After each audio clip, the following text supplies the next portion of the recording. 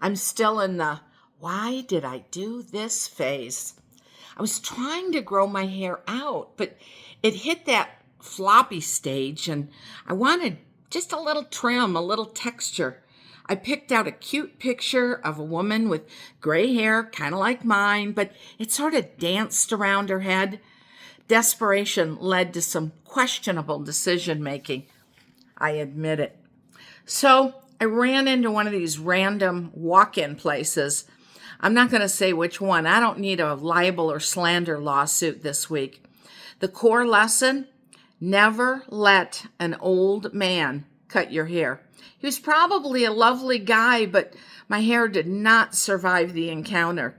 He had the look of a man who's been giving the same haircut since 1974 and has never watched a YouTube tutorial. Basically, the 80s called and they want their haircut back. As I sat there in the chair, I thought, Denise, you know better. Halfway through, I thought, should I run? Is it too late to run? He spun me around to look in the mirror, and I swear I aged 20 years in 2 seconds. Now, what I got was even worse than an 80s cut. I got a full-blown old church lady helmet.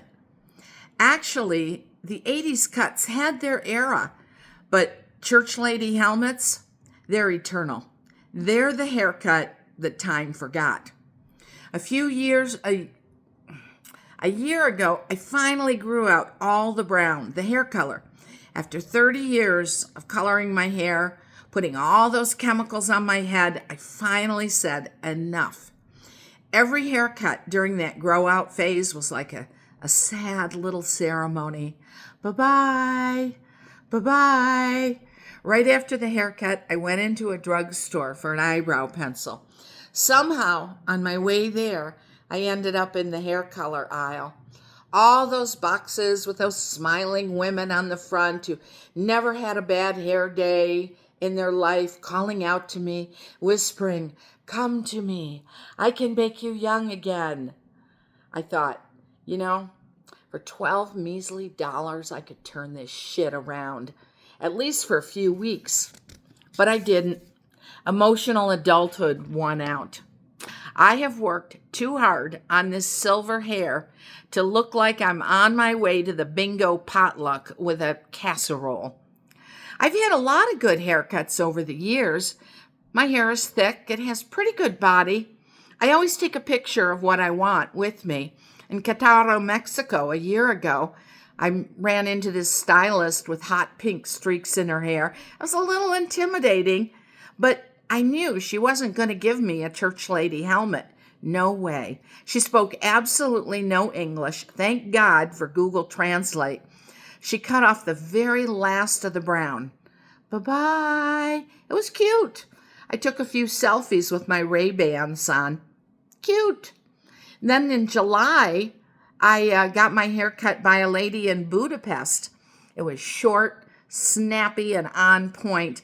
I walked out feeling like a European woman with secrets. So I paid for my helmet.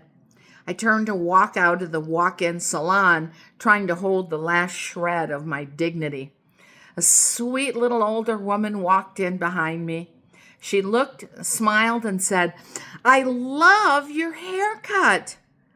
My internal reaction, "Of course you do." Instead, I replied, "He's the guy to give it to you." It was a full cringe moment. I thought, I am not going down like this. And yet, here we are.